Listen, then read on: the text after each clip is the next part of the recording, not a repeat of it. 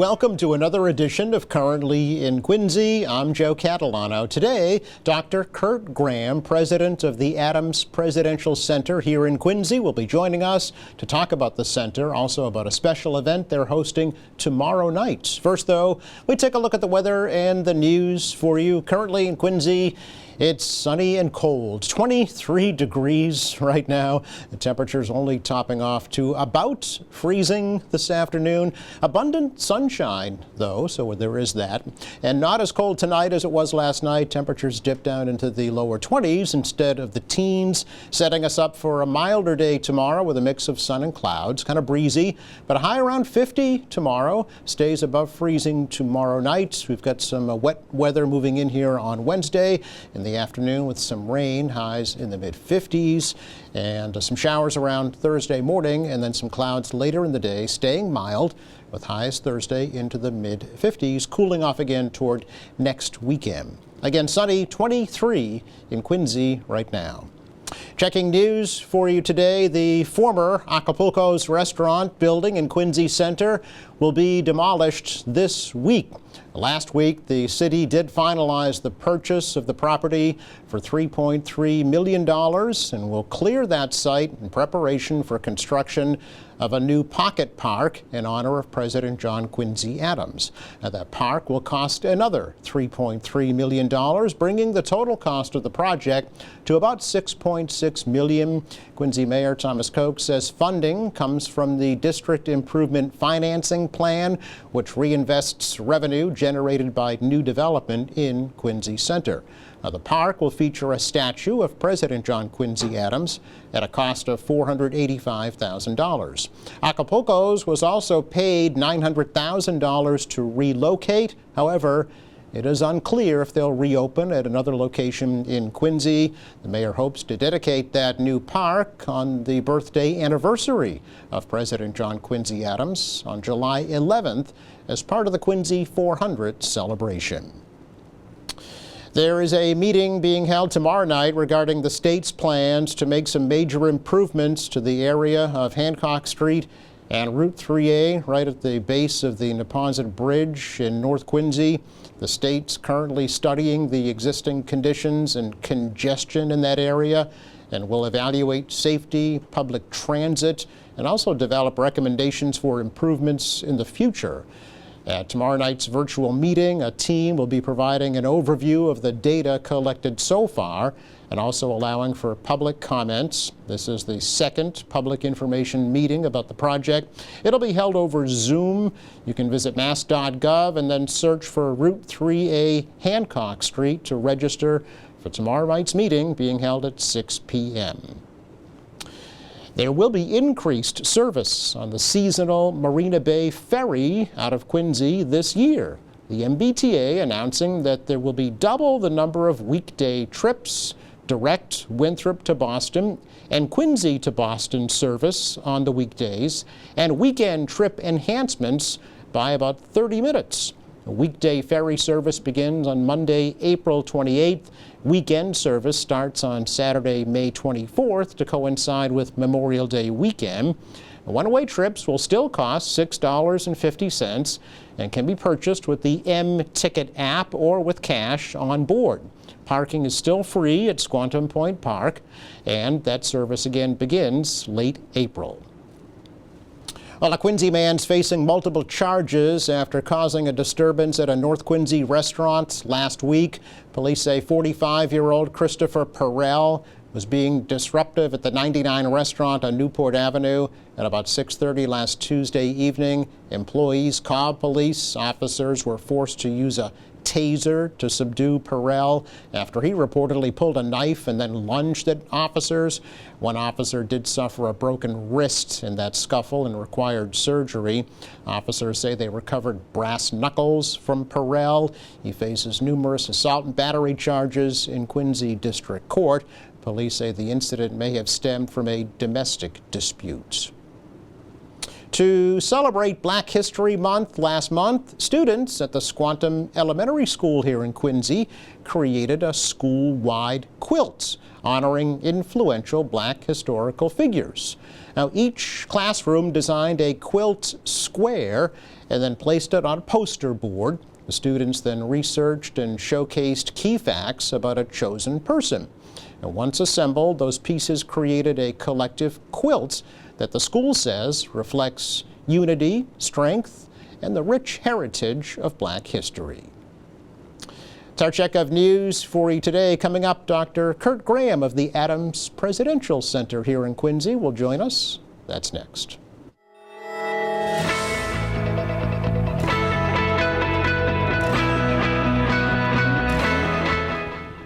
Welcome back. It's been about 3 years, actually, since we first learned about the plans to create the Adams Presidential Center here in Quincy. It is here, and it has a new president joining back in October in the form of Dr. Kurt Graham, who's joining us for the first time here at QATV, but hopefully not the last time. Doctor, great to meet you. Thank you. Great to be here. Yeah, it's a pleasure to learn a little bit about you and your background, Sure. and then about the Adams Presidential Center. As I Yeah. mentioned, it was first unveiled, I think it was July of 2022 over Yes. at the Adams Academy, Yeah. and has since taken shape, Yeah. not physically, but certainly in spirit, right? Yes, absolutely. We don't have a physical building yet to host programs and exhibits and things in, but we are working toward that, of course, and we're leading with programs. As you mentioned, our program tomorrow night is one in a series that I think is really going to be of great value to the community, but we will do those kinds of things as we're preparing to build a facility here in Quincy. Sure. Can you first tell us just a little bit about yourself, your background, if you can? Yeah, well, thank you. Well, it's great. You know, my wife and I, we lived in New England many years ago, went to grad school down in Rhode Island at Brown, and had a great experience there. And so this chance, when this job came along, this chance to come back to New England was for us a real plus. I mean, it's an area of the country we've always really enjoyed. Other than our years in grad school, we didn't get a chance to live here, so it's great to kind of come full circle back to where we started. I've been in the, in academia, but in the museum library business for, gosh, I don't know. A few years. A few years, yeah. I'd have to stop and do some math, and wouldn't want to fudge it one way or the other. But right. Plenty of years in teaching, but also in research libraries and of course museums. Most recently, I was at the Truman Presidential Library Museum in Independence, Missouri, and during that time, the last couple of years, I also ran the Bush Presidential Library down in Dallas, Texas. So I feel like I've had a pretty fair experience with presidential centers, presidential libraries, and this, to me, it's a 2-for-1 deal with John and John Quincy, as you know. They're incredible legacies, and I think that to sort of see that in the context of the others and of the presidency and of our republic, it's a great time to be in this business. The announcements back in 2022 mentions using an area along Adams Street as a potential place for a home for the new center. Mm-hmm. That has since kind of changed and morphed. So can you tell us about the current plan for building an actual center? For sure. No, we definitely want to build in what I would sort of consider the historic district or corridor. I don't know if there are other names that you have locally here for it, but we don't have an exact site location hammered down at this point, nailed down. We're certainly working on that, you know, with our board, with the city, with other stakeholders. So we look forward to when that time comes, an announcement, sort of a ceremonial ribbon cutting or something of that nature to cover. But we definitely, it's very important to be here where the Adams were and where they are, where they're buried in the church, somewhere in that proximity. I mean, Peacefield is close by. The Church of the Presidents is close by. I mean, it's important to be somewhere in the neighborhood. So will the center be kind of its own separate entity and its own not private nonprofit? Oh, absolutely. It will be. Well, yeah, it is. Yeah, the Adams Presidential Center is a 501c3. Okay. Today, it is its own entity. It has a board. It has its own funding. General Dunford is the chair, right? General Joe Dunford is the chair, absolutely, and other very many prominent members of this community and of Massachusetts beyond are on the board currently. It's it's a great group. They're very dedicated to this. As you know, the mayor's been very supportive. They're all very impressive people who have sort of come around to this idea that it's time to do something for the Adams, and so we're here to make good on that promise. Sure. Where does the process stand right now, Doctor, in terms of doing that? Well, as I said, we're leading with programs Okay. to start with now. So we've educational and public programs like the one we'll talk about tomorrow night. But ultimately, the center will have exhibits and classroom space and an auditorium and place, a community center, place for people to come, particularly school groups to come to learn of that time period, to learn of the Revolution. Right. The premise of the Adams Center is not just to honor the Adams family, but to think about Greater Boston and our opportunity to sort of own the Revolution. Yeah. I mean, in some ways, Boston has ceded that territory to Philadelphia and other communities. And of course, there's important things that happen in all these places. Sure. But when you think of the American Revolution, you should think primarily of Boston. And you have what happened along the Freedom Trail. You have Concord and Lexington, but really the intellectual center of the entire movement was here in Quincy. John Quincy Adams, and John Adams, I should say, is really the architect of so much of what comes to be the American Republic, and the ideology, the thought process that went into that. So our thought is the story starts here, I see. and you can't really understand the American Revolution, and certainly the Massachusetts role in the American Revolution, without understanding the Adams family and their great contribution that emanated right here, stemmed from here in Quincy. Well, next year, 2026 will be the 250th Absolutely, anniversary, right? yeah. And we want to take full advantage of that and let the world know that but for John Adams, we would not have had George Washington as Commander-in-Chief. But for John Adams, we would not have had Thomas Jefferson stylizing the Declaration of Independence. I mean, all the thinking, all the behind-the-scenes work that he did in the Continental Congress and in other settings to make those things happen, the country would not have launched in the way that it did without John Adams. And that's something that probably most Americans don't know. Yeah. The Virginia dynasty has gotten an outsized share of credit Yes, for a lot yeah. that's happened. And again, there's nothing about what we're doing at Adams that is going to denigrate, Jefferson or Washington or Madison. I mean, they were incredibly important, significant figures, and we honor them in that as well. But John Adams has been left out of that pantheon of American luminaries in some very important ways. And he, like I said, but for him, it would not have happened. And in this day and age, the era of Me Too and Black Lives Matter, I mean, he's the only founding legacy that is not tainted by slavery. And so we have an important story to tell, and he and Abigail were on the forefront of some really important human rights thinking that I think has defined America to this day. And certainly with John Quincy, it carries forward. I would argue he's our first civil rights president. So we have a lot to talk about with the Adams. I know the mayor often bemoans the fact that there is no Adams recognition in Washington, D.C. No, there isn't. Despite efforts of some fairly significant people to try and make that happen. Yes. Yeah, it's easier said than done. So why do you think that is, Doctor? Why do you think they've kind of been overlooked? Well, I think that, first of all, I think once the Adams Center is up and going in full fashion, I think it will be much easier to draw the kind of attention that will help an effort like the one you talk about in Washington move forward. In other words, I think there's an order to things, and I think that starting here and then going to Washington as opposed to the reverse is probably the better way to go. I don't know, it's an interesting question as to why Jefferson and Washington and the others are remembered more.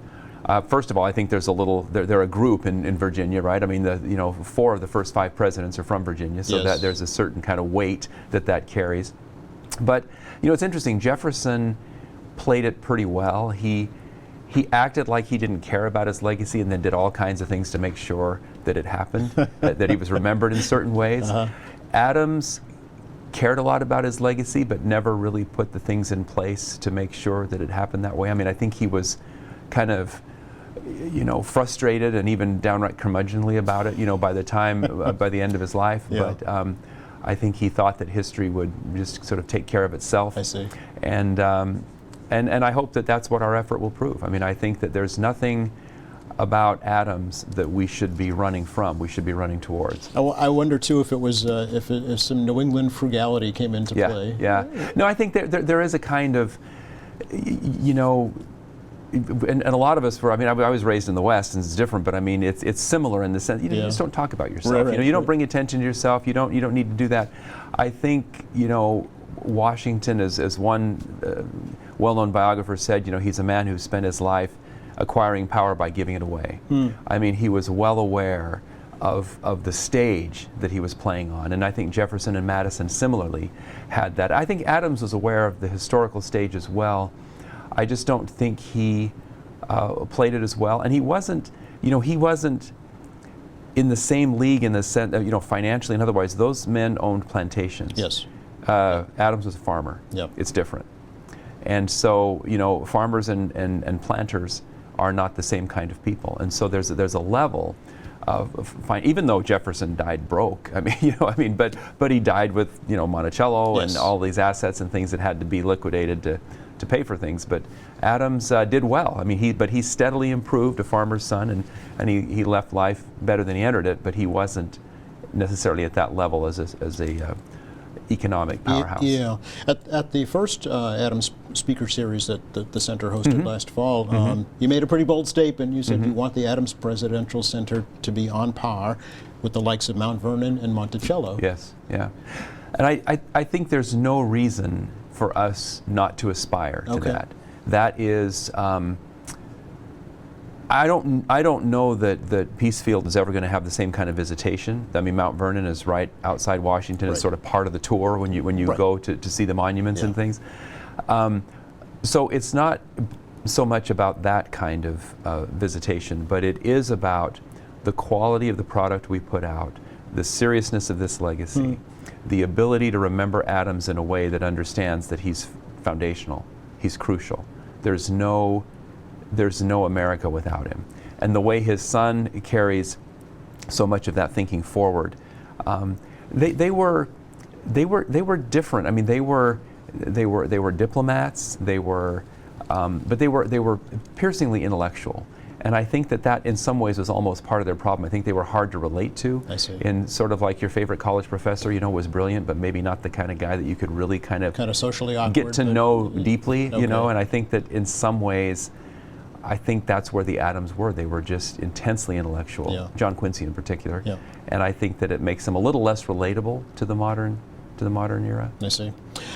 So a timeline? Do we have a timeline, Doctor, for the actual? Well, it's obviously we're going to be launching a capital campaign here Okay. in the coming year, and obviously we want to make some significant announcements in 2026 around the 250th anniversary. Of course, this year we have a lot of significant things going on because of Quincy 400. Certainly, yeah. And so a lot of our programs that we want to do are really designed to reinforce the importance of this community and what's going on there. So between Quincy 400 this year and America 250 next year, I think we've got some opportunities to move forward. Okay. It's all about fundraising right now. Oh yeah, for sure. Yeah, I can't give you a date when there's going to be Okay. a building under construction or a date when we're going to dedicate a building, but we will probably be able to answer that question in the next 12 to 18 months. Okay. All right. Yeah. In the meantime, you are hosting events and, Yeah. and Oh, big time, programs, yeah. including tomorrow night. Yes. At Quincy High School, the Adams Speaker Series,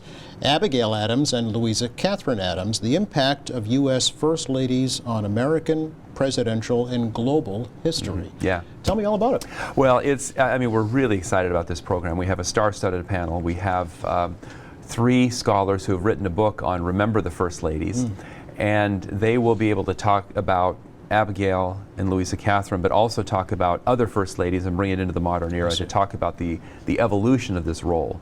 It is not in the Constitution, right? It's not an official role necessarily. It's a ceremonial role, but it is hugely important and has been from the beginning.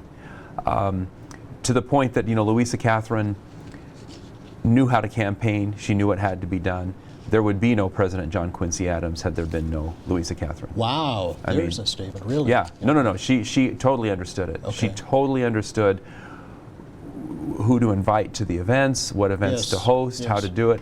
John Quincy was in his own little world and, deep in thought or whatever, and, Right. and just wasn't as relatable a person as she was. She absolutely made him in terms of his achieving the presidency anyway. Yes. Yeah. And Abigail is probably the first lady that is generally remembered by Americans today. I mean, we talk a lot more about Abigail Adams than we do, Martha Washington or even Dolly Madison. True. Certainly Elizabeth Monroe or any of the others. And we really only know Mary Todd Lincoln because of her grief and the hardship of her life.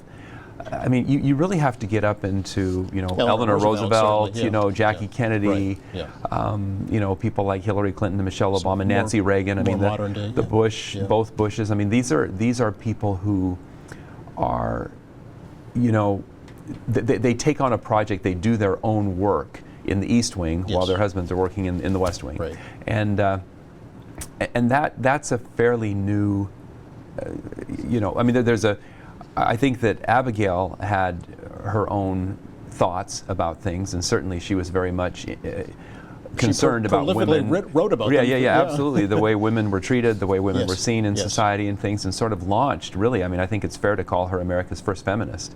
Well, remember the ladies, Yeah, right? absolutely. Yeah. But it wasn't just that one statement. I mean, there were many, many times when she felt, and just the way she conducted herself in business. I mean, she bought and sold bonds and property at a time when women didn't even technically get to own property Right. without their husbands.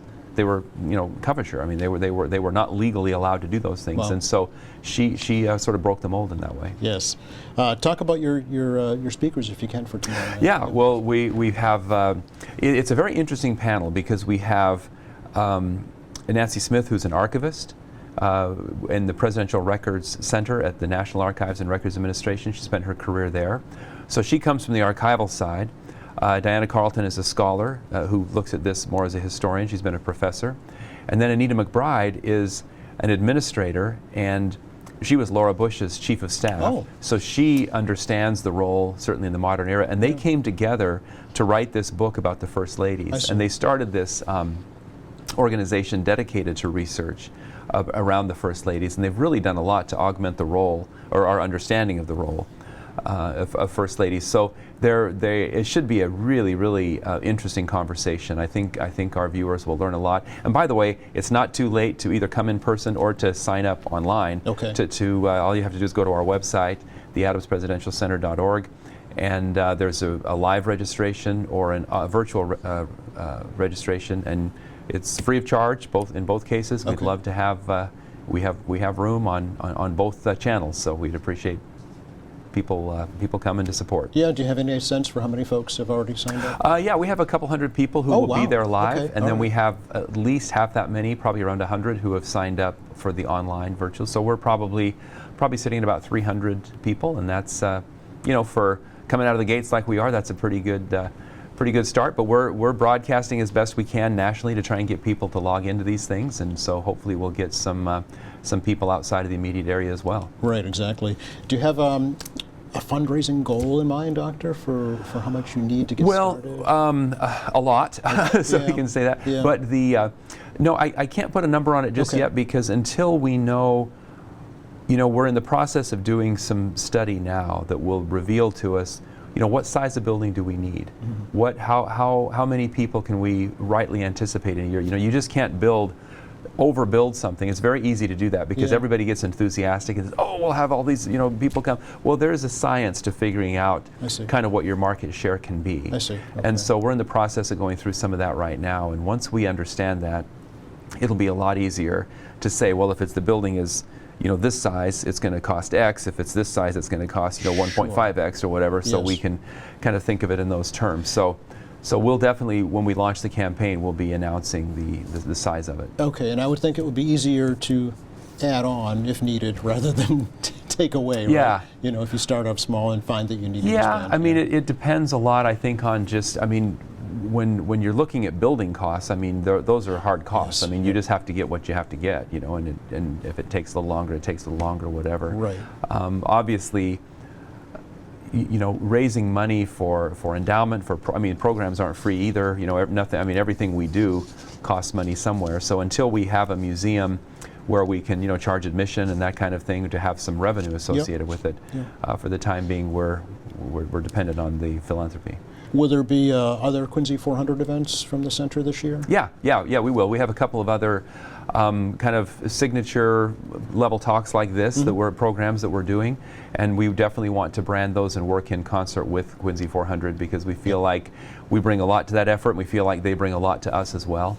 Not just in terms of getting the word out, but for people to understand that, you know, when we say the story starts here, it's a Quincy story. Yeah. You know, in many ways, the American Revolution is rooted here in some very significant ways that have never been appreciated. Quincy has its own set of stories beyond the Revolution that are incredibly important as well. Those won't be something that we are in a position to weigh in on as much, but certainly we want to be a part of bolstering that image of the community. It's a fabulous community. We've got so many things about it that, I mean, it's the right place and the right time to do something like this. There's no question. It's been a pleasure to talk with you about this. Thank you. Would you please come back? I would love to, anytime. We'd love to have you. Yeah, thank you so much. You're very welcome. Check the forecasts for you for the rest of the day today. It's sunny and cold with temperatures in the low 30s this afternoon, low 20s this evening. We start our warm-up tomorrow with a mix of sun and clouds. The wind is going to kick up too, but it'll be up around 50 degrees. We've got some spring-like rain coming in later this week, probably Wednesday night through Thursday morning, with daytime highs in the mid-50s and cools off again toward the end of the week. Thanks again to Dr. Kurt Graham for joining us today from the Adams Presidential Center.